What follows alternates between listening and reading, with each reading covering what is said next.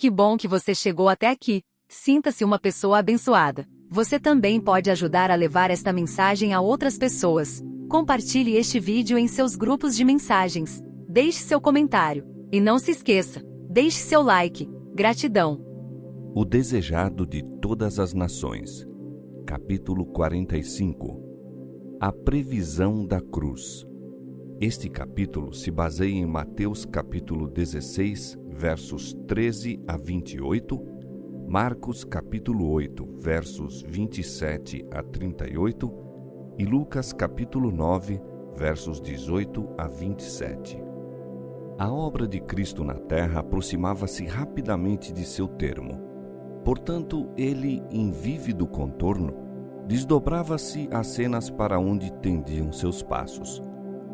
Mesmo antes de se revestir da humanidade, vira toda a extensão da estrada que devia trilhar a fim de salvar o que se havia perdido. Toda angústia que lhe dilacerou o coração, todo insulto atirado à sua fronte, toda a privação que foi chamado a suportar, tudo lhe foi exposto antes de deixar de lado a coroa e as vestes reais e descer do trono para revestir sua divindade com a humanidade. A vereda que se estendia da manjedoura ao Calvário estava toda diante de seus olhos. Conhecia a angústia que dele se havia de apoderar. Sabia tudo e, todavia, disse: Eis aqui venho. No rolo do livro está escrito de mim: Deleito-me em fazer a tua vontade, ó Deus meu. Sim, a tua lei está dentro do meu coração. Salmo 40, versos 7 e 8. Via sempre diante de si o resultado de sua missão. Sua vida terrestre, tão cheia de fadiga e sacrifício, era alegrada pela perspectiva de que todo o seu trabalho não seria em vão. Dando a própria vida pela vida dos homens, reconquistaria o mundo a lealdade para com Deus.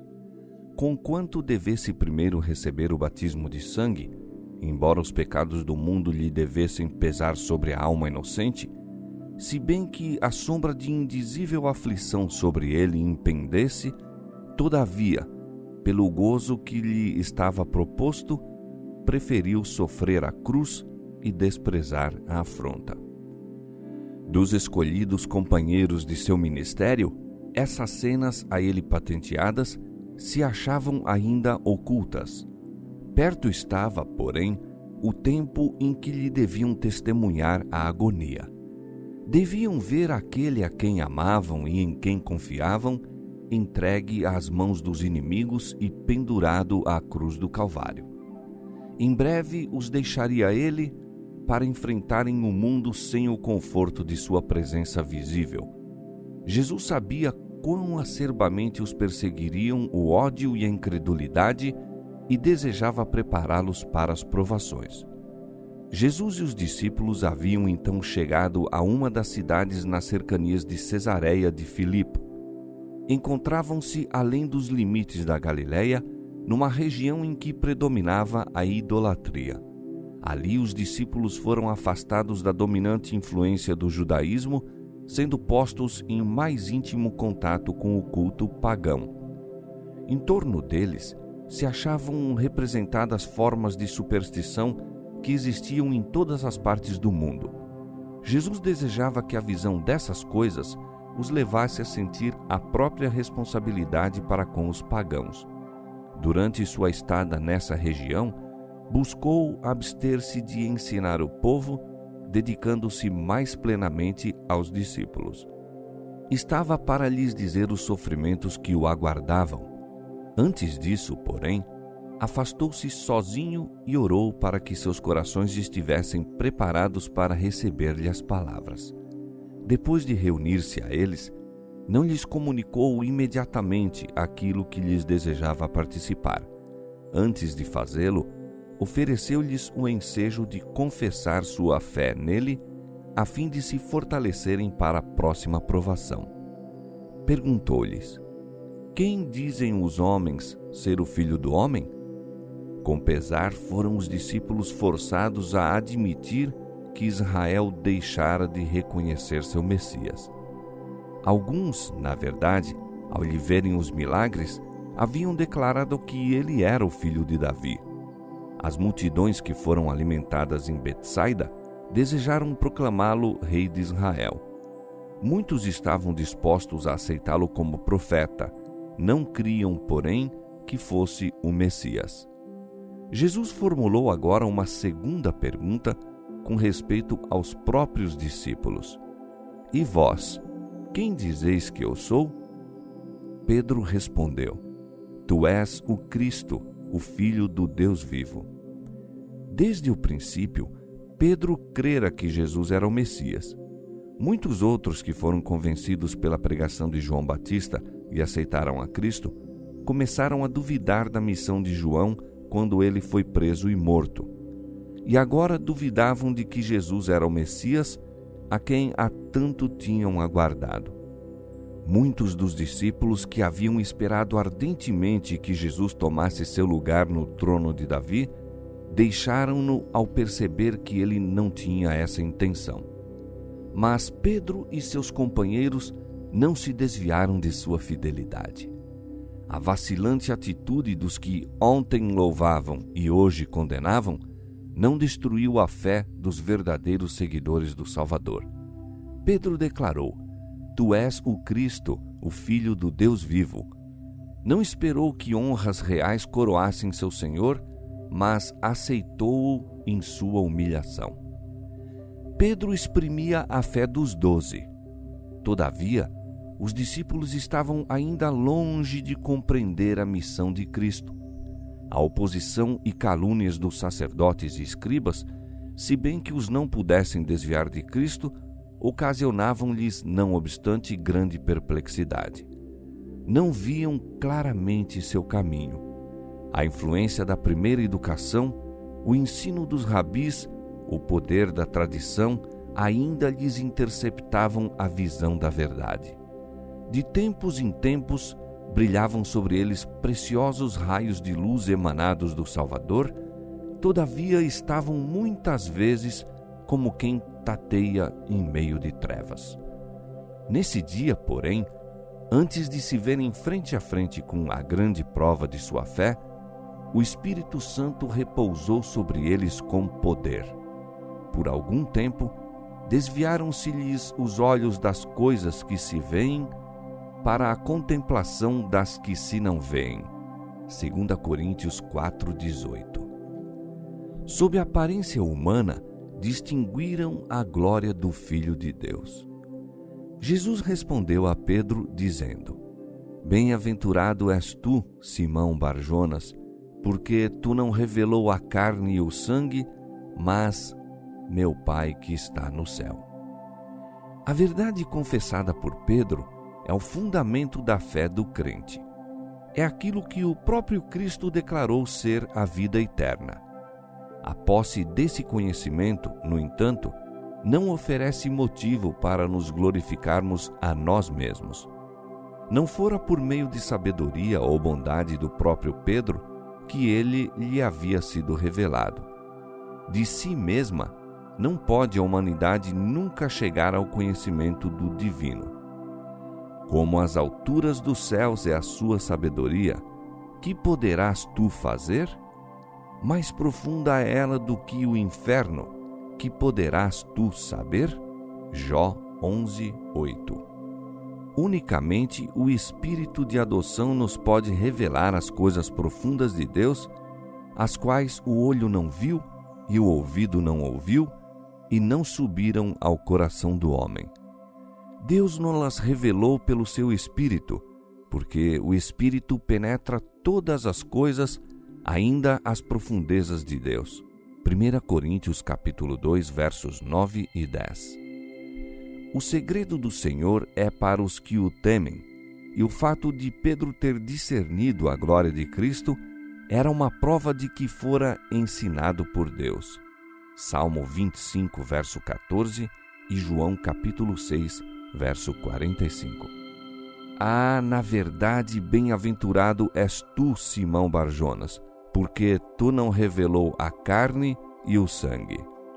Jesus continuou: Pois também eu te digo que tu és Pedro, e sobre esta pedra edificarei a minha igreja, e as portas do inferno não prevalecerão contra ela. A palavra Pedro significa pedra, uma pedra movediça. Pedro não era a rocha sobre que a igreja estava fundada.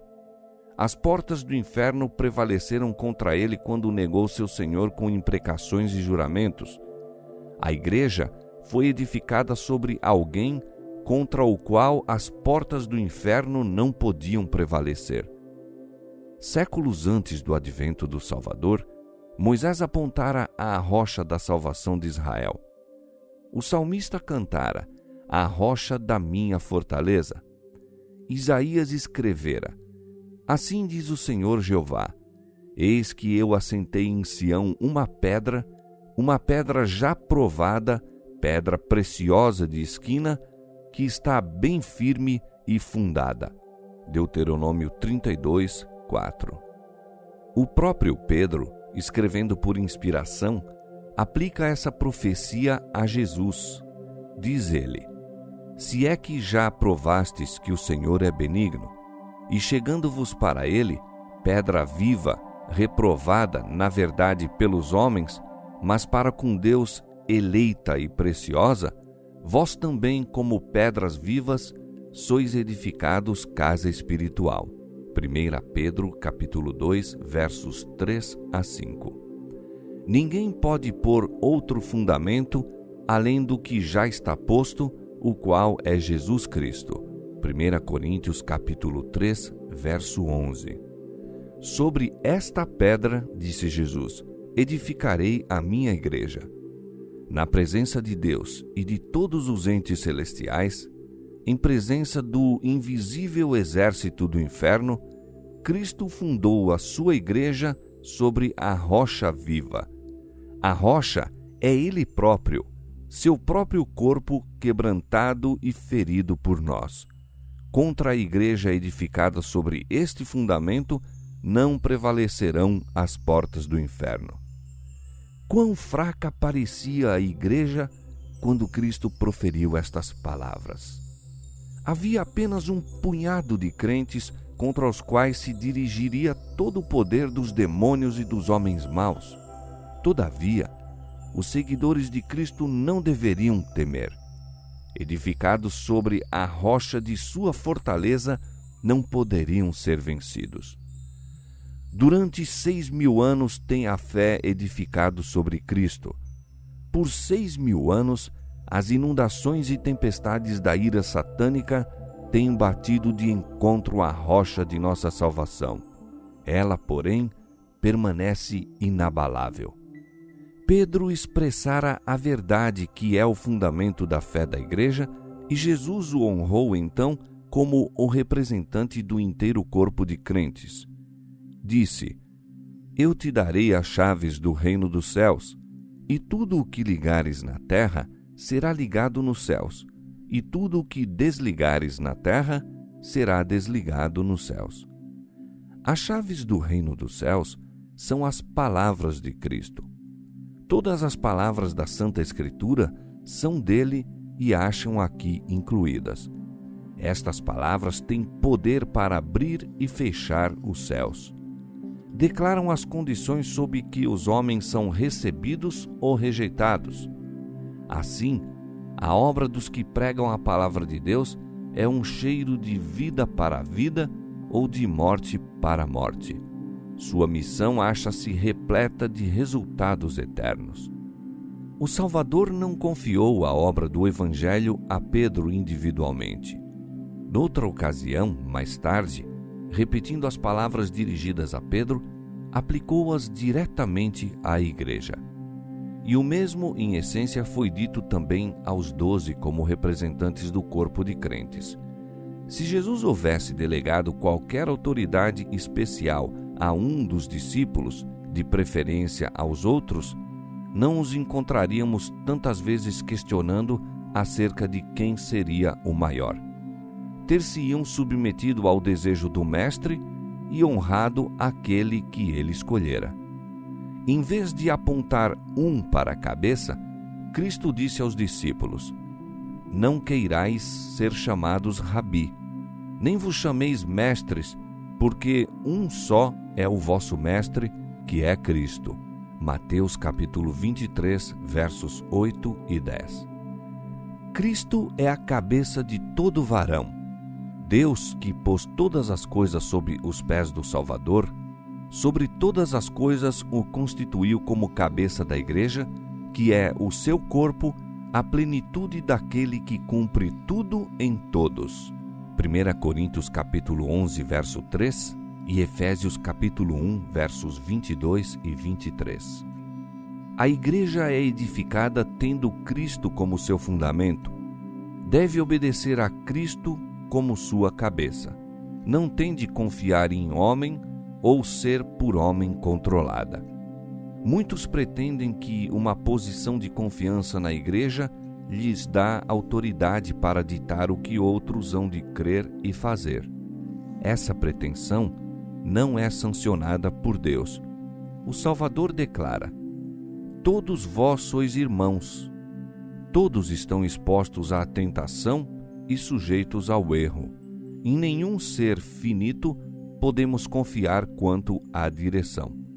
A rocha da fé é a presença viva de Cristo na igreja. Nela pode confiar o mais débil, e os que mais fortes se julgam se demonstrarão os mais fracos, a não ser que façam de Cristo sua eficiência. Maldito o homem que confia no homem e faz da carne o seu braço. O Senhor é a rocha cuja obra é perfeita. Bem-aventurados todos aqueles que nele confiam. Jeremias capítulo 17, verso 5, Deuteronômio capítulo 32, verso 4 e Salmo capítulo 2, verso 12. Depois da confissão de Pedro, Jesus recomendou aos discípulos que a ninguém dissessem que ele era o Cristo. Esta recomendação foi feita por causa da decidida oposição dos escribas e fariseus. Mas ainda o povo, e até mesmo os discípulos, tinham tão falso conceito do Messias que um anúncio público do mesmo não lhes daria ideia exata de seu caráter e de sua obra. Mas dia a dia ele se lhes estava revelando como Salvador, e assim desejava dar-lhes uma genuína concepção de si mesmo como o Messias. Os discípulos ainda esperavam que Cristo reinasse como príncipe temporal.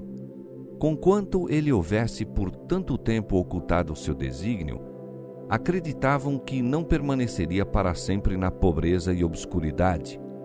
Aproximava-se o tempo em que estabeleceria o seu reino. Que o ódio dos sacerdotes e rabis jamais arrefecesse, que Cristo houvesse de ser rejeitado por sua própria nação, condenado como enganador e crucificado como malfeitor, este pensamento nunca os discípulos abrigaram. Mas vinha chegando a hora do poder das trevas e Jesus precisava revelar aos discípulos o conflito que se achava diante deles. Estava triste, antecipando a prova. Até então, abstivera-se de dar-lhes a conhecer qualquer coisa relativamente a seus sofrimentos e morte. Em sua conversa com Nicodemos, dissera: como Moisés levantou a serpente no deserto, assim importa que o Filho do Homem seja levantado, para que todo aquele que nele crê não pereça, mas tenha a vida eterna. João capítulo 3, versos 14 e 15. Mas os discípulos não ouviram isso, e ouvisse-no embora, não haveriam compreendido. Agora, porém, estiveram com Jesus, ouvindo-lhe as palavras, testemunhando-lhe as obras, até que, não obstante a humildade de seu ambiente e a oposição dos sacerdotes e do povo, foram capazes de se unir a Pedro no testemunho. Tu és o Cristo, o Filho do Deus vivo. Chegou então o momento para correr o véu que ocultava o futuro. Desde então, começou Jesus a mostrar aos discípulos que convinha ir a Jerusalém e padecer muito dos anciãos e dos principais dos sacerdotes, dos escribas, e ser morto e ressuscitar ao terceiro dia. mudos de angústia e espanto, escutaram os discípulos. Cristo aceitara o reconhecimento por parte de Pedro de sua filiação de Deus, e agora suas palavras indicativas dos sofrimentos e da morte que o aguardavam pareciam incompreensíveis. Pedro não se pôde conter. Tomando o mestre à parte, como a querer subtraí-lo à impendente condenação, exclamou: Senhor, tem compaixão de ti. De modo nenhum te acontecerá isso. Pedro amava seu Senhor, mas Jesus não o louvou por assim manifestar o desejo de o escudar contra o sofrimento. As palavras de Pedro não eram de molde a ajudar e consolar Jesus na grande prova que estava diante dele.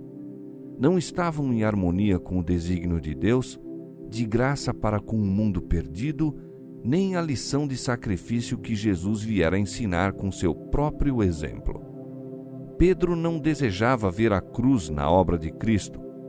A impressão que suas palavras haviam de causar era inteiramente contrária à que Cristo desejava produzir no espírito de seus seguidores, e o Salvador foi compelido a proferir uma das mais severas repreensões que já lhe caíram dos lábios. Para trás de mim, Satanás, que me serves de escândalo, porque não compreende as coisas que são de Deus, mas só as que são dos homens. Satanás buscava desanimar a Jesus e desviá-lo de sua missão, e Pedro, em seu cego amor, estava sendo o porta-voz da tentação. O príncipe das trevas fora o autor do pensamento. Por trás daquele impulsivo apelo, achava-se sua instigação.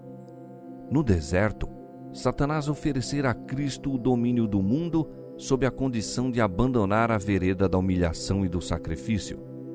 Apresentava agora a mesma tentação ao discípulo de Cristo. Estava procurando fazer Pedro fixar o olhar na glória terrestre para que não visse a cruz a que o Salvador lhe desejava atrair os olhos. E por intermédio de Pedro, Satanás novamente insistia na tentação contra Jesus. Mas ele não lhe deu ouvidos, pensava no discípulo. Satanás interpusera-se entre Pedro e seu mestre, para que o coração do discípulo não fosse tocado ante a visão da humilhação de Cristo por ele. As palavras de Cristo foram dirigidas não a Pedro, mas àquele que o estava tentando separar do Redentor. Para trás de mim, Satanás. Não te continues a interpor entre mim e meu errado servo. Deixa-me estar face a face com Pedro, para que lhe possa revelar o ministério do meu amor. Foi para Pedro uma lição amarga, lição que não aprendeu senão vagarosamente, essa de que a estrada de Jesus na terra se estendia através de agonias e humilhações. O discípulo recuava da comunhão com o Senhor nos sofrimentos, mas no ardor da fornalha havia ele de descobrir-lhe as bênçãos.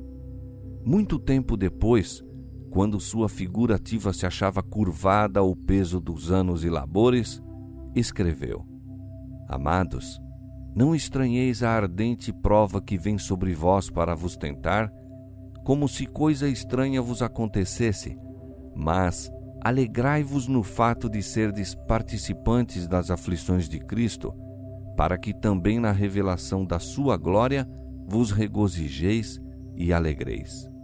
1 Pedro capítulo 4, versos 12 e 13. Jesus explicou então aos discípulos que sua própria vida de abnegação era um exemplo do que a deles deveria ser.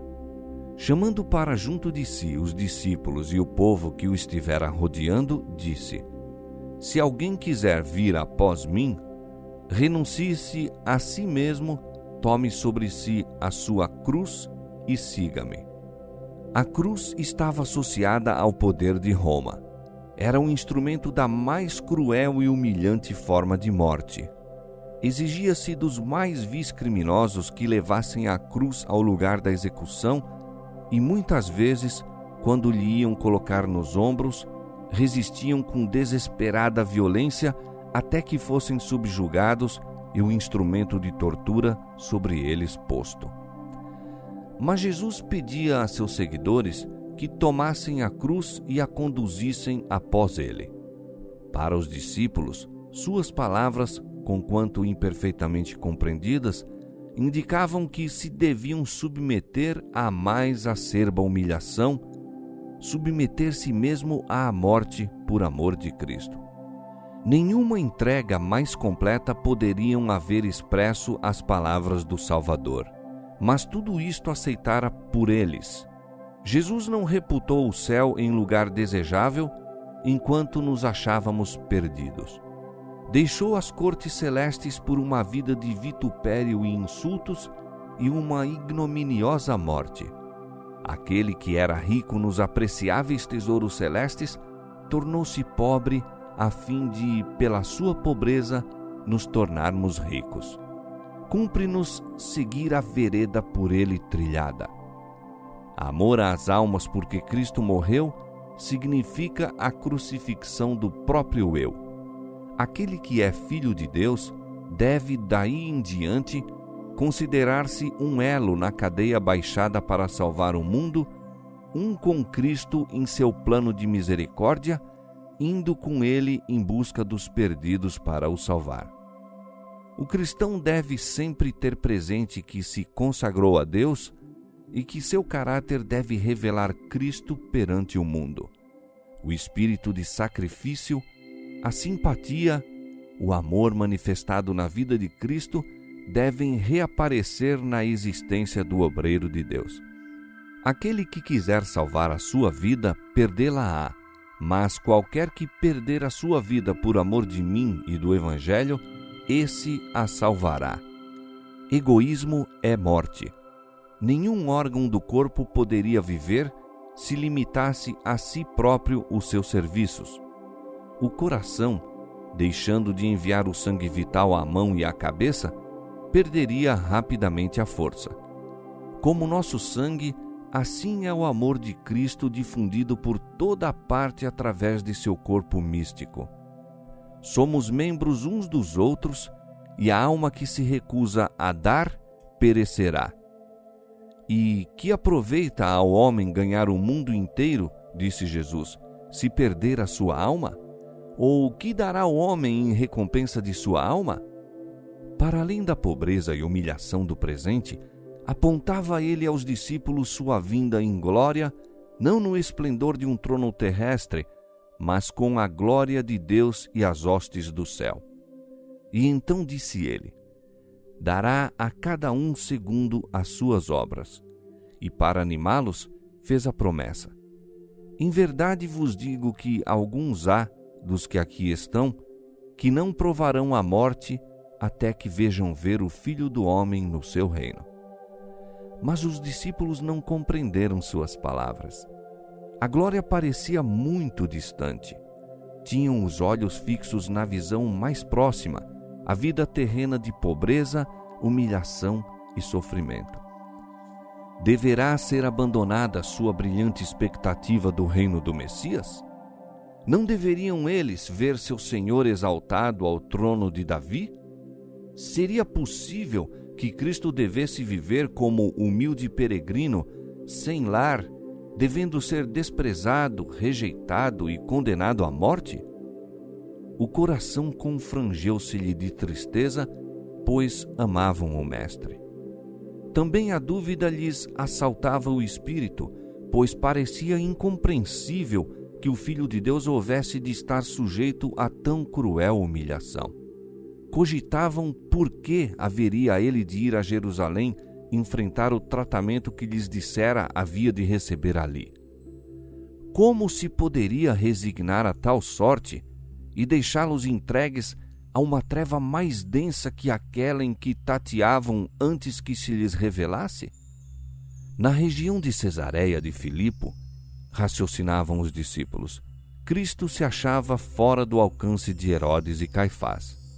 Nada tinha a temer do ódio dos judeus, nem do poder dos romanos. Por que não trabalhar ali, à distância dos fariseus? por que necessitaria de se entregar à morte?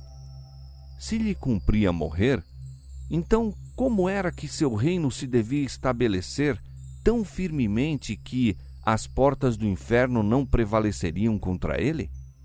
Para os discípulos, isto era, na verdade, um mistério. Estavam então jornadeando ao longo da costa do mar da Galileia, em direção à cidade em que todas as suas esperanças haviam de ser esmagadas.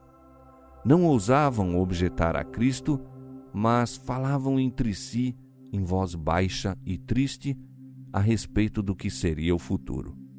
Mesmo por entre suas interrogações, apegavam-se à ideia de que qualquer circunstância imprevista poderia desviar a condenação que parecia aguardar a seu Senhor.